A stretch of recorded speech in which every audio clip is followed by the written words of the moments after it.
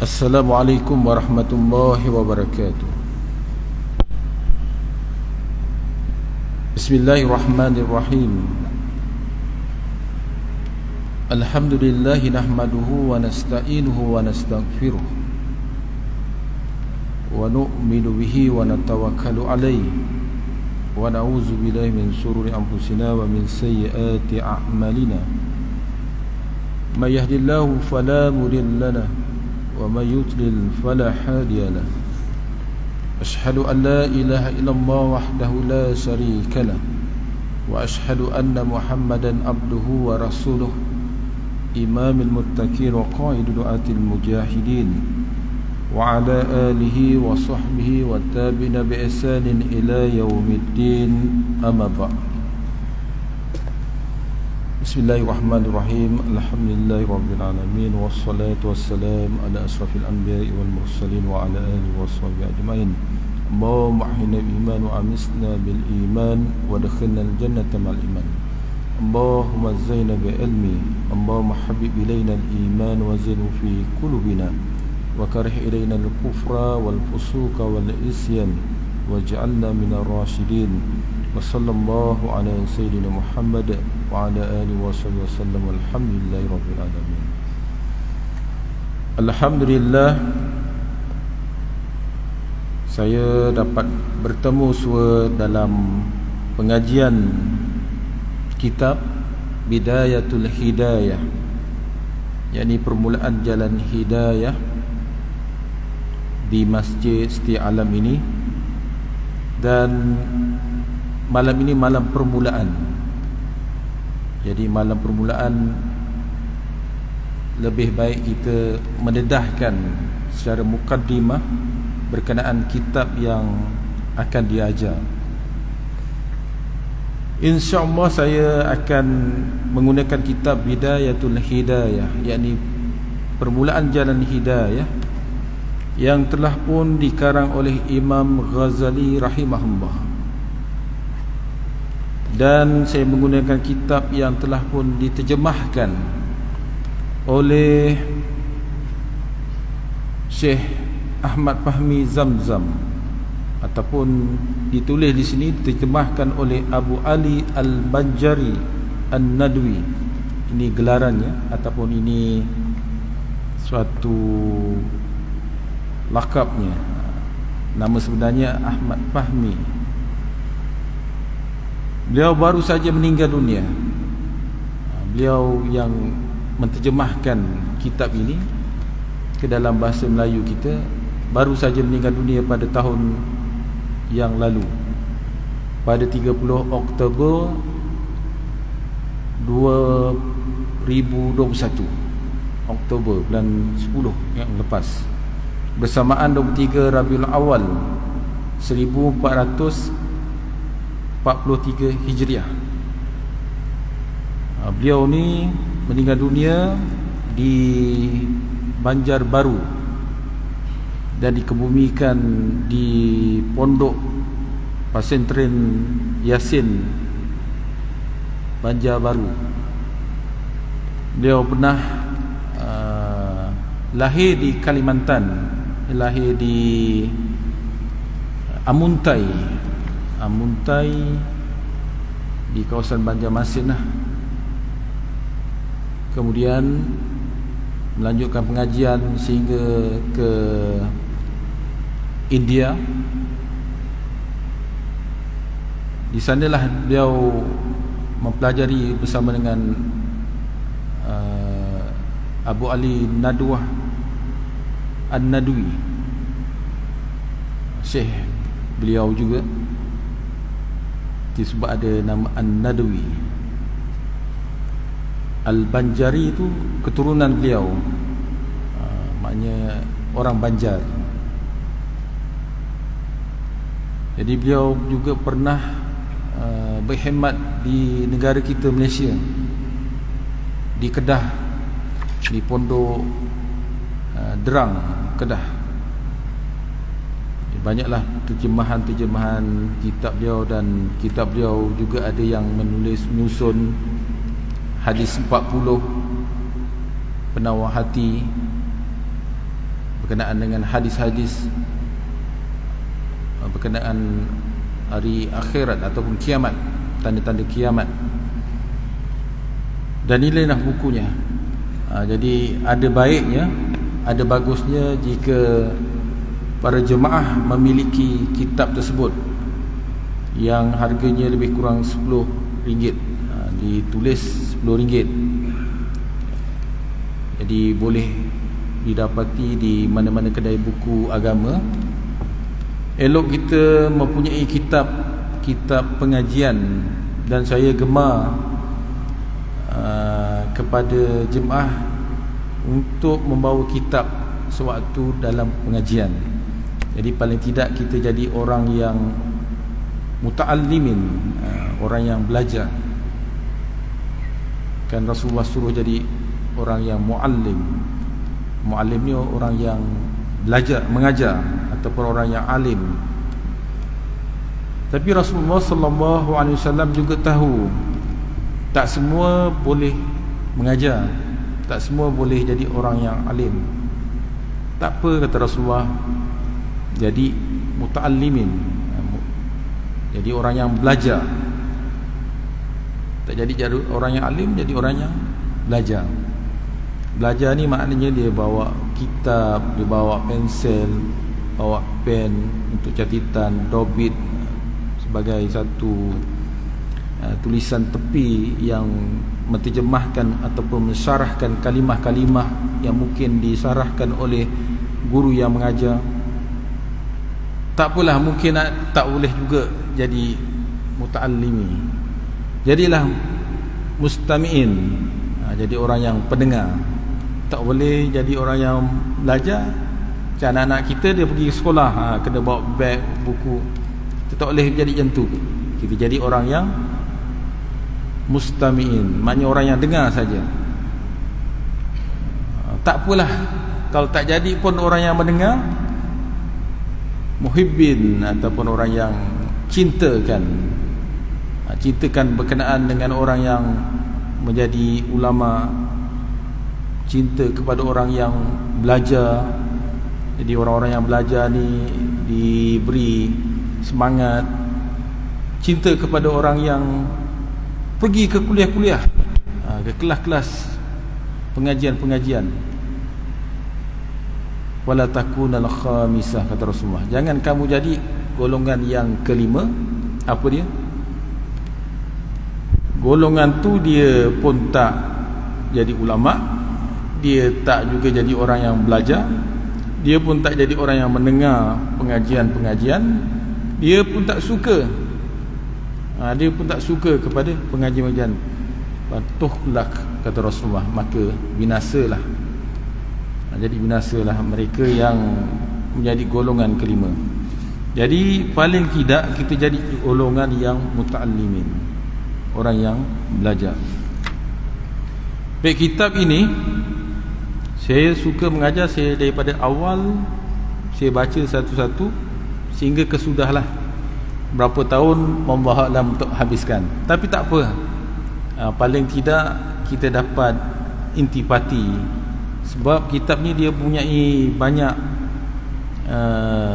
bermula daripada kita bangun pagi sampai kita nak tidur, hubungan kita dengan Allah Subhanahu Wa Taala dan hubungan kita dengan manusia.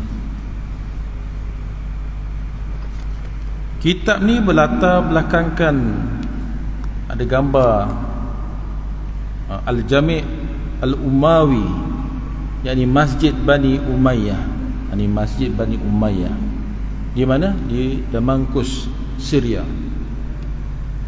Di sudut belakang sebelah kanan masjid ini terdapat Zawiyah Al-Ghazaliyah. Terdapat satu bilik dalam masjid ni, ada satu bilik di belakang tu, iaitu sebuah bilik yang telah dijadikan oleh Imam Ghazali rahimahullahu ta'ala sebagai tempat beribadat dan mengarang kitab. Jadi dalam masjid ni terdapat satu bilik di mana Imam Ghazali dia selalu mengarang kitab, dia selalu mentelaah, dia selalu membaca kitab-kitab. Tempat dia juga beruzlah. Alhamdulillah, terjemahan kitab Bidayatul Hidayah ini dapat diselesaikan di Zawiyah Ghazaliyah. Maknanya pengarang terjemahan ini iaitu Syekh Ahmad Fahmi Zamzam, dia menterjemahkan kitab Bidayatul Hidayah di tempat Imam Ghazali yang selalu untuk mengarang kitab, di Masjid Jami' Umawi. Pada hari Khamis 16 Rabiul Awal 1414 Hijriah bersamaan dengan 3 September 1993 Masihi. Jadi 3 September ni tak lama lagi. Besok 31 kita merdeka. Tarikh kita merdeka tu sudah jejak 65 tahun. Alhamdulillah. Kita sudah bebas daripada penjajahan British keluar dan anak watan kita memerintah, mentadbir bumi Malaysia ni pada 31 Ogos 1957. Jadi dah 65 tahun.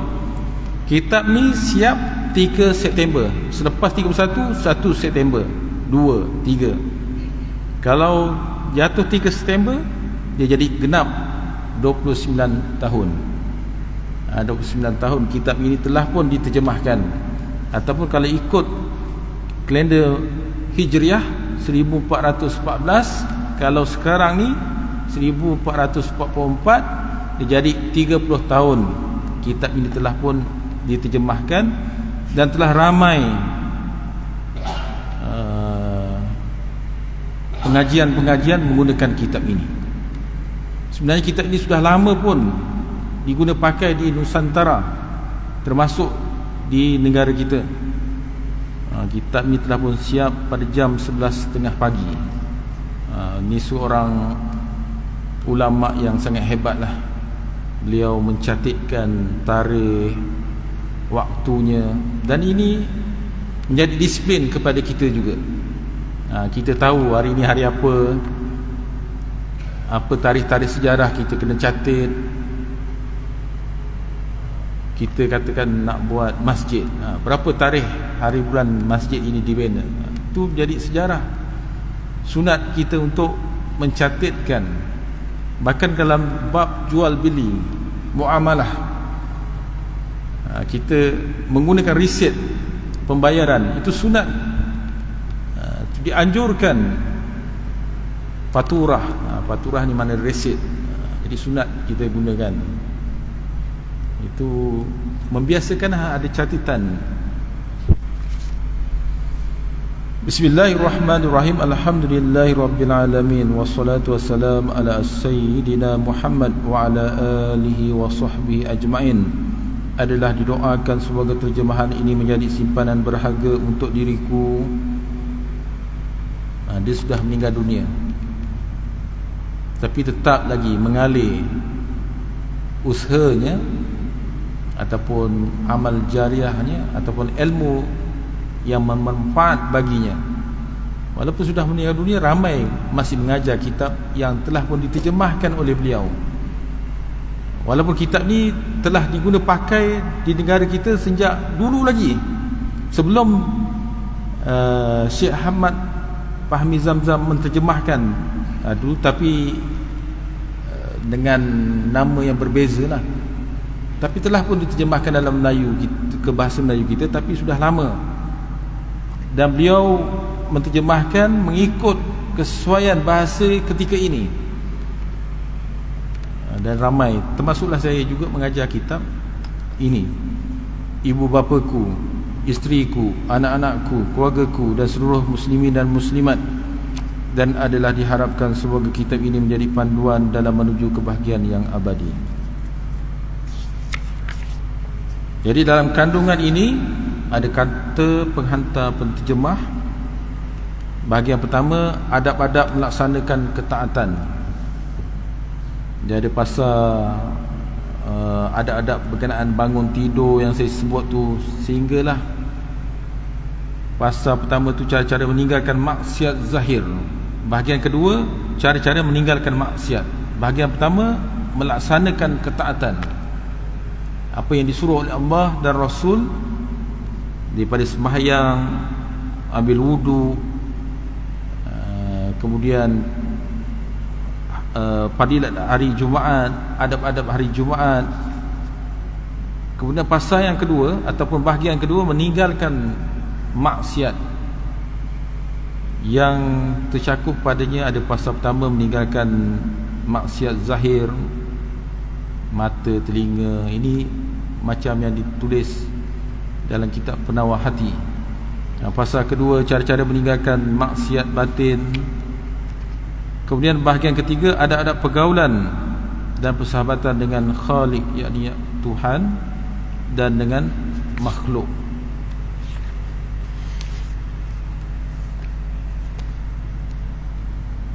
Baik, kita terus kepada kata penghantar penterjemah, iaitu Syekh Ahmad Fahmi Zamzam. Bersyukur kita kehadap Allah Subhanahu Wa Taala yang telah memberikan limpahan taufik dan hidayah serta inayahnya, sehingga terjemahan kitab Bidayatul Hidayah ini dapat diselesaikan. Maknanya syukur. Apa sahaja kita lakukan, kita selesai dengan baik, kita amalkan dengan sifat kita syukur kepada Allah Subhanahu Wa Taala. Dengan kita pun sebut alhamdulillah, alhamdulillah. Ini kaedah yang Rasulullah sallallahu alaihi wasallam lakukan. Fadilatnya, dia dapat menjaga diri kita daripada melakukan maksiat. Ini banyak faedah-faedah, termasuk kita disuruh untuk bersyukur kehadrat Allah Subhanahu Wa Taala. Jadi apa sahaja diterjemahkan dengan kita bersyukur. Kitab Bidayatul Hidayah adalah di antara kitab karangan Imam Hujjatul Islam Al-Ghazali rahimahullah ta'ala, yang banyak diberi berkat oleh Allah Ta'ala.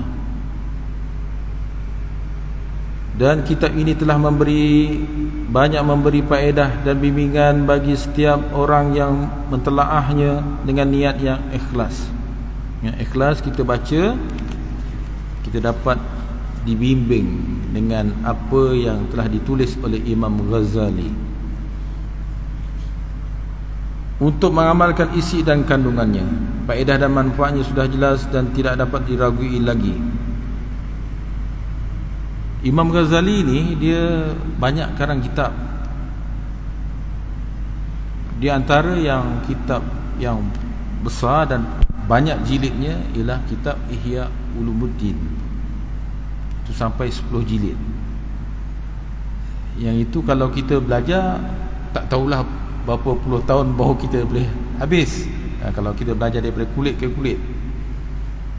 Jadi Imam Ghazali ni dia seorang yang cerdik, yang cerdas. Dia memikirkan, kalaulah kitab yang 10 jilid itu, mana barang mungkin orang awam untuk dapat mentelaahnya dan dapat memahaminya, kerana terlalu panjang. Tengok kitab saja sudah pun banyak jilidnya. Pegang ni, bila nak habis sampai ke 10, begitu. Lalu beliau mengarang kitab Bidayatul Hidayah, kitab yang kecil, yang barangkali kalau kita beli, kita boleh baca satu malam saja, kita boleh selesai. Daripada awal hingga akhir boleh selesai kita baca. Sebab kitabnya tipis, dia tidak besar, tidak jilidnya banyak. Ini menunjukkan Imam Ghazali memikirkan kepada orang awam yang memungkinkan mereka boleh mempelajari kitab yang nipis, yang mudah, yang senang dipahami, berbanding kitab yang terlalu panjang. Maka sebab itulah ada seorang ulama, Syekh Muhammad Jamaluddin Al-Qasimi, dia karang kitab Mau'izatul Mu'minin, bimbingan mukminin pada mencari redha Rabbil Alamin. Itu kan 2 jilid kan, terjemahan bahasa Melayu kita yang diterjemahkan oleh Ahmad Smaid. Itu pun diambil daripada intipati, daripada kitab Ihya Ulumuddin. Jadi ini Imam Ghazali sendiri tulis tu ringkasan daripada kitab yang besar dan panjang jilidnya. Jadi amat bermakna kalau kita dapat mentelaah kitab ini yang telah dikarang oleh ulama yang besar, yang perjuangannya sangat hebat. Dia sampai satu tahap mempunyai suatu pondok. Imam Ghazali ni punya ramai anak murid dia, kerana bimbang dengan kelemahan hatinya, maksudnya bimbang dengan hatinya yang takut mempunyai riak ataupun ujub dan sebagainya, maka dia meninggalkan, dia beruzlah menyendiri. Sedangkan dia boleh dapat harta, dia boleh dapat pangkat, dia boleh dapat pengikut yang ramai, sudah ada pun, tapi dia tinggalkan kerana bimbang, ketakutan dalam jiwanya.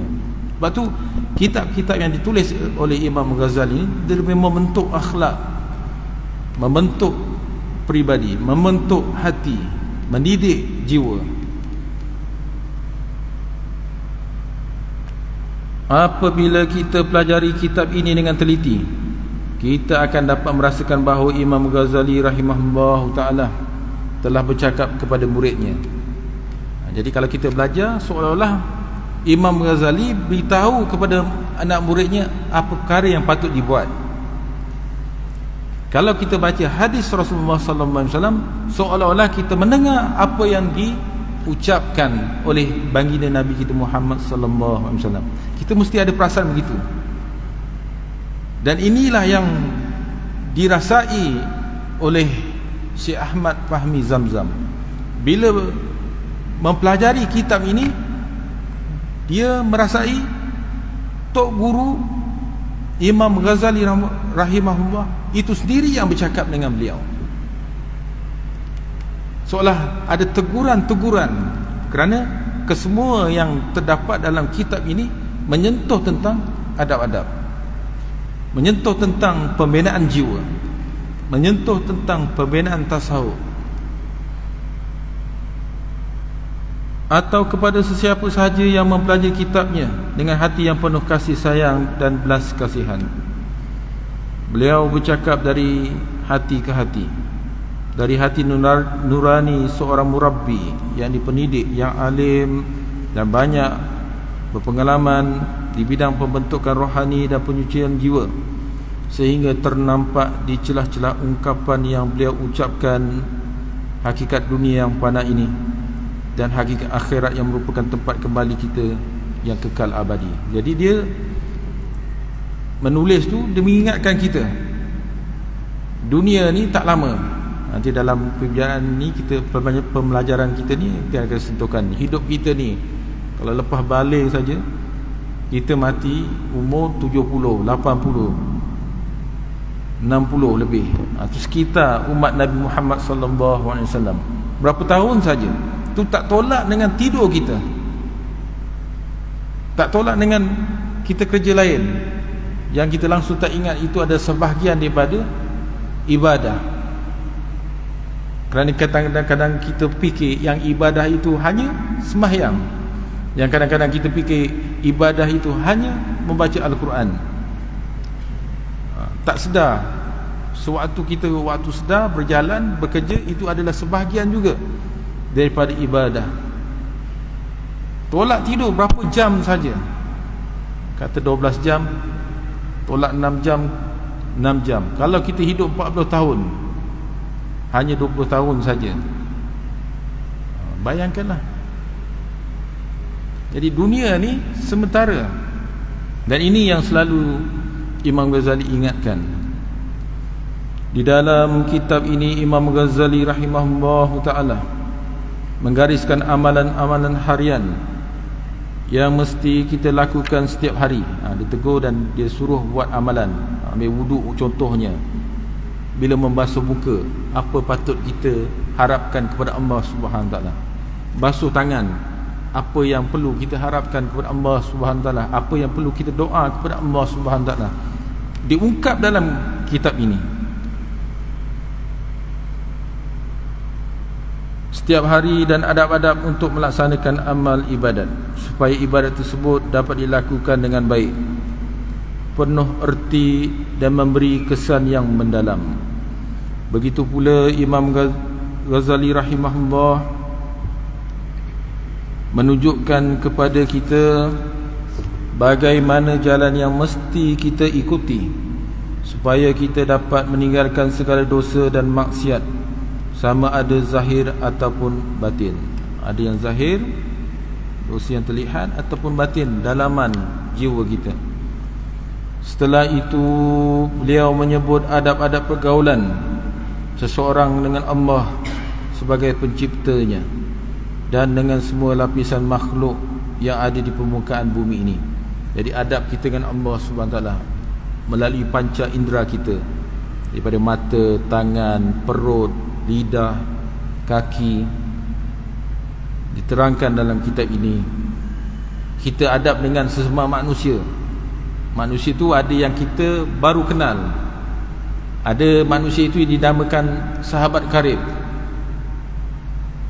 ada manusia itu yang dinamakan guru kita. Ada juga adab berkaitan kita sebagai anak murid kepada guru kita. Semua didedahkan dalam kitab ini. Oleh itu kitab ini sangat penting dan sangat sesuai untuk dijadikan panduan amalan harian bagi kehidupan seorang muslim yang mahu menjadikan hari akhirat masuk ke dalam syurga dan mendapatkan keredaan Allah Ta'ala sebagai matlamat hidupnya. Sebenarnya kitab Bidayatul Hidayah ini nak ceritakan bahawa kitab Bidayatul Hidayah ni dah lama dah.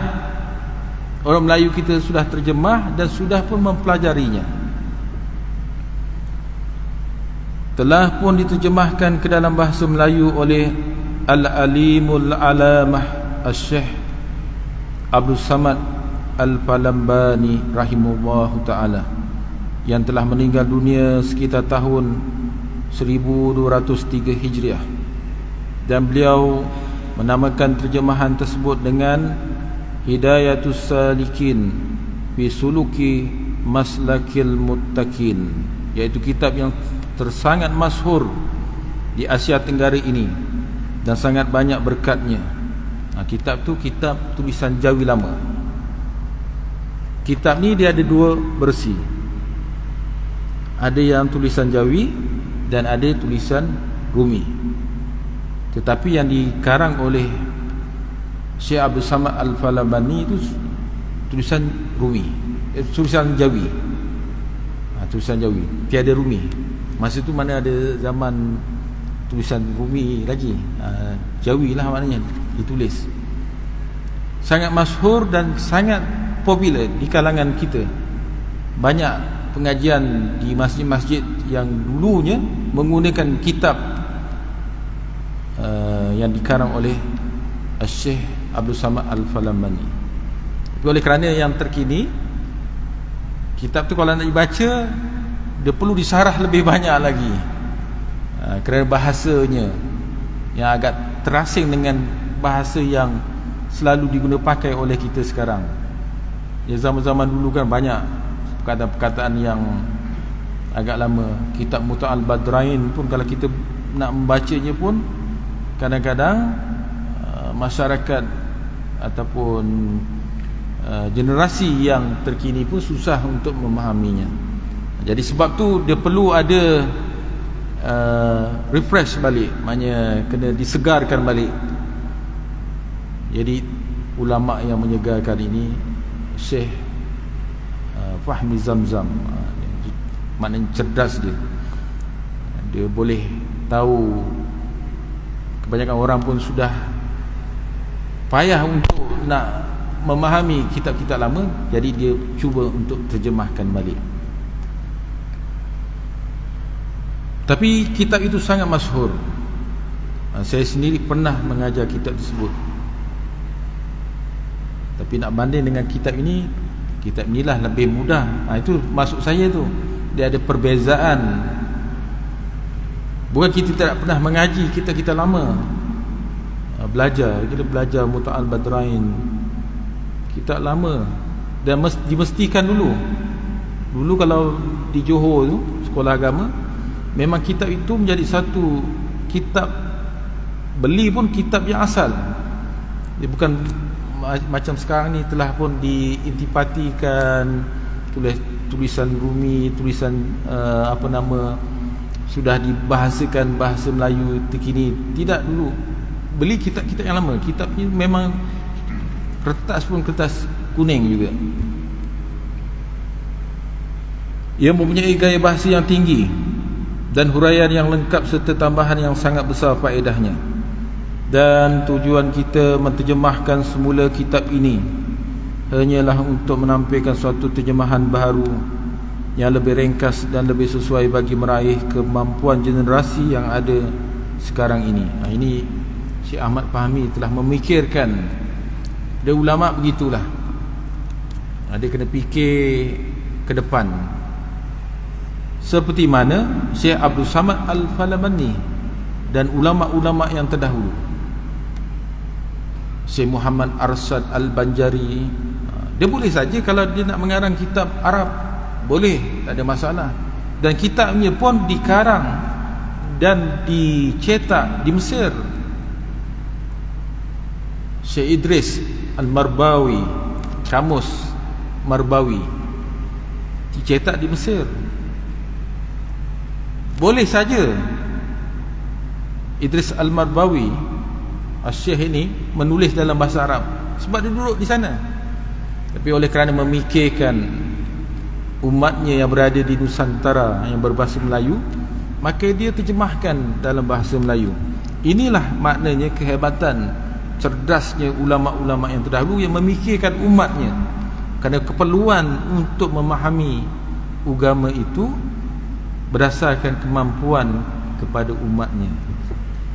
Mudah-mudahan terjemahan ini diterima di sisi Allah Ta'ala dan diberikan keberkatan, dan adalah diharapkan semoga terjemahan ini dapat menyinari jalan bagi sesiapa yang berusaha untuk mencapai kebahagiaan yang abadi di negeri akhirat kelak. Al-Faqih ilallah Abu Ali Al-Banjari An-Nadwi, yakni Ahmad Fahmi Zamzam, Mahat Tarbiyah Islamiyah, Terang, Pokok Sena, Kedah, Darul Aman. Pada 20 Ogos 1993 bersamaan 2 Rabiul Akhir 1414 Hijriah. Ini dia kata penghantar yang ditulis. Tapi siap terjemahan ni yang setelah dinyatakan oleh saya yang permulaan tadi. Jadi kalau kita sudah memiliki kitab ini, kitab ni ada beberapa perhatian dalam terjemahan ini. Pertama, di dalam menterjemahkan kitab Bidayatul Hidayah karangan Imam Ghazali rahimahullah ta'ala, ini ada beberapa naskah yang kami jadikan bahan perbandingan, iaitu yang pertama Bidayatul Hidayah cetakan Maktabatul Ghazali Damsyik Syria. Yang kedua Bidayatul Hidayah yang ditahqiq oleh Syekh Muhammad Hajar Al-Halabi, cetakan Darul Turasul Arabi, Kairah, Mesir, cetakan kelima 1406 Hijriah bersamaan 1986 Hijriah Masihi. Yang ketiga Bidayatul Hidayah cetakan Darul Hafiz, Jeddah, Saudi Arabia, cetakan tahun 1412 Hijriah 1952 Masihi. Yang keempat Bidayatul Hidayah di tepi kitab Minhajul Abidin karangan Maktabatul Ma'arif, Pulau Pinang, Malaysia. Jadi beliau menggunakan banyak rujukan. Rujukannya kitab-kitab Arab juga, cuma cetakannya berbeza. Dalam segi pencetakan ni, yang popularnya di Damsyik Syria. Itu memang dia lebih maju lah, lebih ke hadapan. Macam kita, kalau jam yang paling popular di Swiss lah kan. Swiss, keluaran Rolex ke, Tissot ke, Keluaran jenama yang terkenal jam ni di Swiss. Begitu juga cetakan yang terkenal itu di Damsyik, Syria. Di Syria lah. Negara lain banyak cetak. Mesir pun ada cetak, Jordan pun ada, Arab Saudi pun ada. Tapi yang paling halus, yang paling teliti, yang paling baik dari segi percetakan tu di Damsyik. Itu memang sangat popular. Yang kedua, kitab-kitab lain yang dijadikan rujukan dalam terjemahan ini ialah Syarah Maraki Al-Ubudiyah ala Matni Bidayatul Hidayah, Syarah kitab Bidayatul Hidayah karangan Al-Alamah Al-Syekh Nawawi Al-Jawi Al-Bantani, cetakan Maktabah Darus Sakaf, Surabaya, Indonesia. Yang kedua, Hidayatul Salikin fi Suluki Masalik Al-Muttaqin karangan Alimul Alama Al-Syekh Abdul Samad Al-Falabani rahimahullah ta'ala dalam 3 naskah. Satu naskah cetakan Maktabah Ma'arif Pulau Pinang, Malaysia. Yang kedua, naskah cetakan Maktabah Ma'arif Pulau Pinang. Yang tadi cetakan yang besar tulisan, yang ni agak sederhana. Dan yang ketiga, naskah yang ditahqiqkan oleh Ustaz Samsuddin Siddiq, cetakan Nahdi Pulau Pinang, Malaysia. Dan yang ketiga, dalam membuat kandungan ada sedikit dibuat perubahan untuk memudahkan kita memahami maksud pembahagian kitab. Keempat, simbol-simbol yang digunakan ialah, kalau dalam kurungan ni, kalau kita ada kitab ni kita boleh rujuk, dia ada tulis kurungan, bracket, menunjukkan syarah, iaitu perkataan yang menerangkan maksud muallif. Muallif ni pengarang, iaitu Imam Ghazali rahimahullah. Yang kedua, kalau yang tanda macam ni, yang ada macam ni, macam tu, apa nama dia? Dia macam ni, dia tu. Kalau yang bracket macam ni, satu lagi macam ni. Ini menunjukkan ziyadah, iaitu tambahan. Ziyadah ni maknanya tambahan daripada penterjemah, iaitu dia sendiri, Syekh Ahmad Fahmi sendiri, untuk menerangkan lagi maksud asal kitab atau menambahkan sebarang maklumat yang berkaitan dengan masalah yang sedang dibicarakan. Jadi inilah untuk mukadimah yang telah dikarang oleh Syekh Ahmad Fahmi Zamzam. InsyaAllah pada bulan yang berikutnya kita akan masuk mukadimah juga, tapi mukadimah yang ditulis oleh Imam Ghazali rahimahullah. Jadi mudah-mudahan kita ni belajar, kalau kita lazimkan kita melihat dahulu dengan mukadimahnya, mudah-mudahan dia dapat inspirasi. Mudah-mudahan kita dapat cuba untuk lebih kenal lagi kitab ini, berbanding kalau kita belajar terus ke muka tengah, ataupun kita masuk di bahagian permulaan yang bukan mukadimah yang dikarang oleh pengarang ataupun penterjemah.